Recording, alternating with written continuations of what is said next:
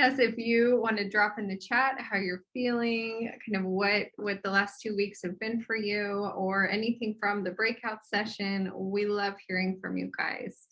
And I'm very excited to present my partner and co-founder, Amir Glogau, sharing his magic of soul leadership, which I've heard live before, and I'm excited to hear it again. I don't have a bio presented for you. What? I know, I'm sorry. You're kidding me? Let's see. No, it's good. Okay. I'm just kidding. Okay. Would you like me to move out of the frame? No. Okay. Stay in the frame. It's all good. As a matter of fact, I want everybody in the frame. I don't want to see myself. I want to see everybody. Okay. Yeah. So really excited. I'm just a feeler here. I'm instead of Anil.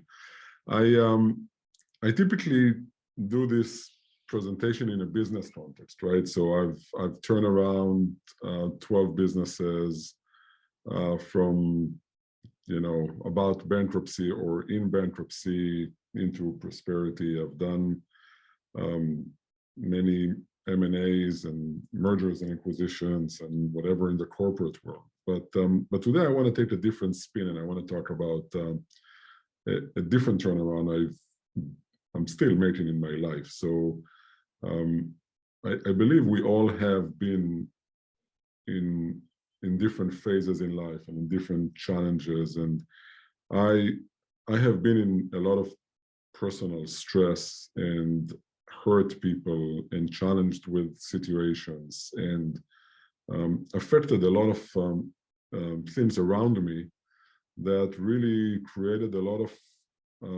emotions of, from early childhood to later in life of, guilt and trauma and pain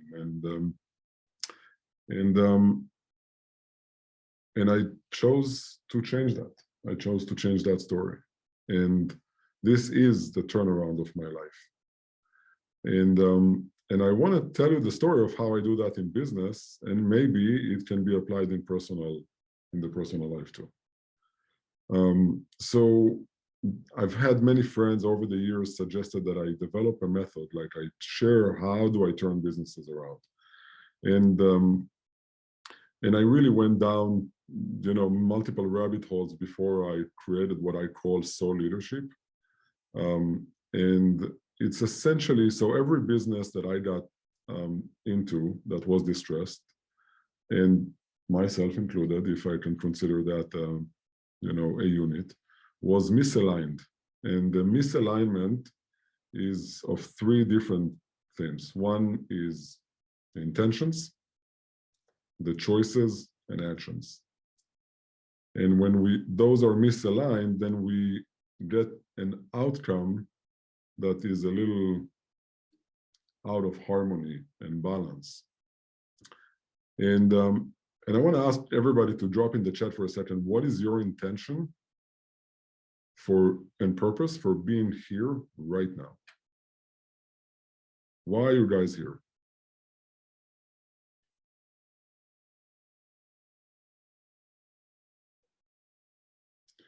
So when I talk, and I think, do we see the chat? Mm-hmm. Oh.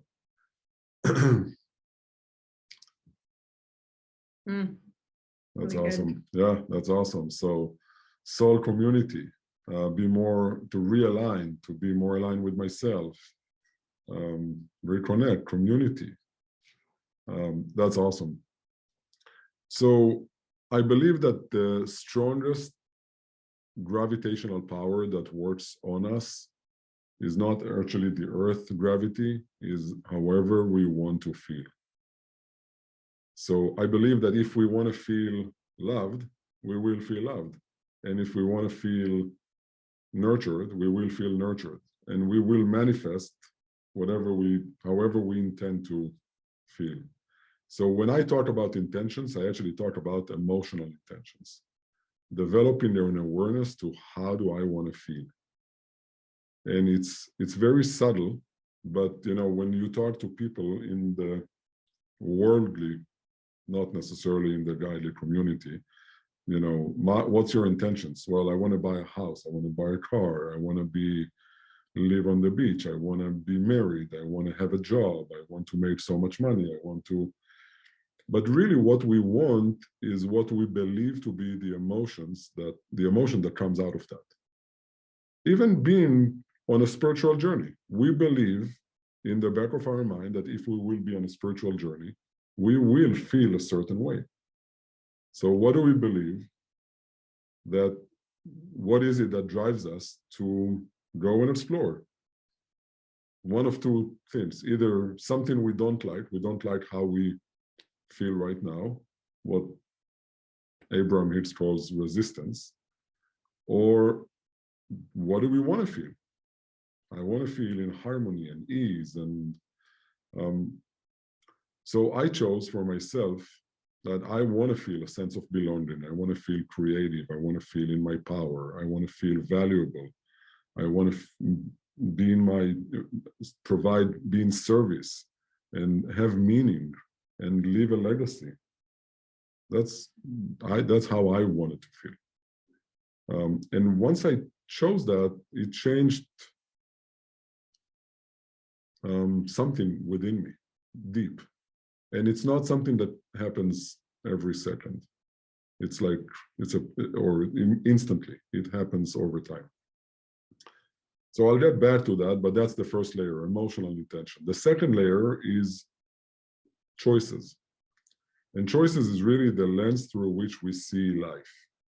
The interpretation we give to what's happening around us. Is it for me? Is it against me? Am I, why did I hurt somebody? Or why did I get injured? Or why? And we get into all sorts of interpretation, the storytelling that really makes it feel one way or another.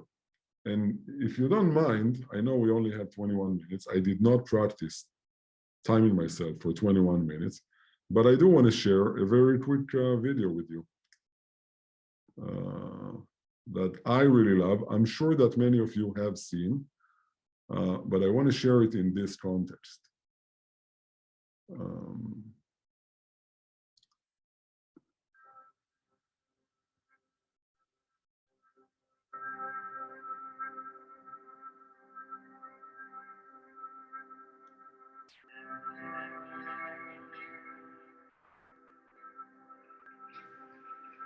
Once upon a time, there was a Chinese farmer who lost a horse, ran away. And all the neighbors came round that evening and said, "That's too bad." And he said, "Maybe." The next day, the horse came back and brought 7 wild horses with it. And all the neighbors came around and said, "Why, that's great, isn't it?" And he said, "Maybe." The next day, his son was attempting to tame one of these horses and was riding it and was thrown and broke his leg. And all the neighbors came round in the evening and said, "Well, that's too bad, isn't it?" The farmer said, "Maybe." And the next day, the conscription officers came around looking for people for the army. And they rejected his son because he had a broken leg. And all the neighbors came round that evening and said, "Isn't that wonderful?" And he said, "Maybe."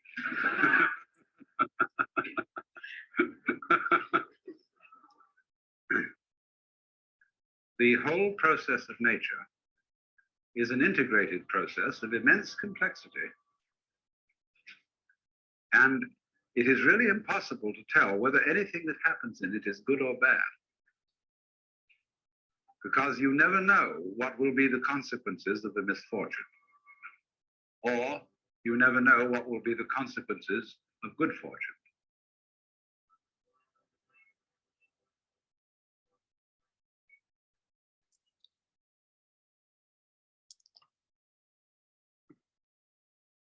So maybe, right?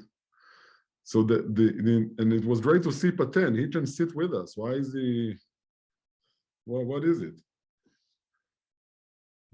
You have the +1, right? So the interpretation that we give to something when it happens to us, whether it's, you know, financial distress, whether it's divorce, whether it's pandemic, whether it's, that's the choice that I believe is the second layer. And the third layer is what kind of action do we take? And I divide action to two aspects. One is method and the other one is discipline. So for some people, you know, if we want to lose weight, you know, we had a conversation about it earlier, and if we want to lose weight, you know, what's the intention behind it, right? How do I want to feel? What's the choice of where I'm at right now? How do I judge myself? I'm not good enough, whatever. But when it comes to action, what kind of method do I choose to apply to eat in a more healthy, to live? If I wanted to feel that I'm in my sacred temple and I wanted to feel vitality and, you know, exercise and excited, the word I was looking for. And I want to be able to do all the things that the world offers me to do with ease and with joy. And then I want to be in a lighter body. And so the discipline, the method that I choose, I need to find the right method for me. And, you know, it could be in business, it could be different things, just in time or theory of constraints, right, Lisa? It could be different methods. And whatever method I choose, I have to apply with a certain discipline. So if I choose to meditate every day for 15 minutes, I have to apply some discipline to that to really get the effect. Otherwise, I don't give myself a fair chance to really manifest however I wanted to feel in the beginning of the process. So I believe that when those three elements are aligned, we operate from a higher self. We really, when that is aligned, it's almost like, you know, think about vertebrates. Vertebrates, is it? Vertebrae. Vertebrae. When they get in place, there is an ease and flow, and then they connect, you know, to our brain and maybe even beyond that. So like things that clicks in place, and we can then connect to our higher self with more ease without necessarily practice that. So it's a little tricky because now when I recognize that if I get frustrated about something, then I immediately know I chose to be frustrated about it. Some part in me said, okay, there is a little bit more workout here. Why don't we get frustrated or angry or disappointed or whatever those undesired emotions that can help us heal and develop and, you know, whatever is unresolved within us.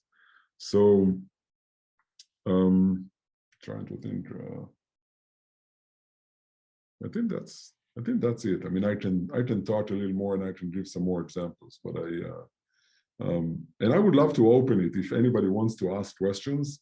Like I said, so I think I started with sharing that, you know, this is the turnaround of my life. This is not a turnaround of business. Those of you who knows Enneagram, I'm a type 2, I'm a fixer. I need to fix, and recognizing that I need to fix not just everybody else, I need to fix myself first. Not that I'm broken, but the self came to learn something here. So yes, my dearest Komela, my teacher and my guide. And vice versa. I just want you guys to know I got to be so lucky to actually ask Amir for some advice, and it was really awesome. Amir, you earlier mentioned something about you learned some lessons from overcoming difficulties. What have you learned about overcoming difficulties and how do you apply it? What's your method? So my method was that I really manifested the way I felt, that I needed to do something really bad to be rejected, to justify why I feel bad about myself, to be, you know, it's almost, you think I'm crazy, I'll be crazy. You think, or, right, I mean, it's like, and when I changed that story, it becomes different. When I accepted that, rebel, it's no longer, it doesn't need that voice anymore. So I think the clarity about how I would like to feel is the most fundamental teaching, and be able to communicate that. And by the way, not just on a general lifelong, like, how do I want to feel in life? It can be, how do I want to feel right now in this session? And then I go back to Abraham Hicks, they call it segment intentions, right? So setting up intentions before you pick up the phone, before I answer Kromela, before, how do I want to feel? I have a follow-up question for you. When you make a mistake and you feel that sense of frustration, how do you get back to that soul connection? It takes me a minute, right? Or a day, or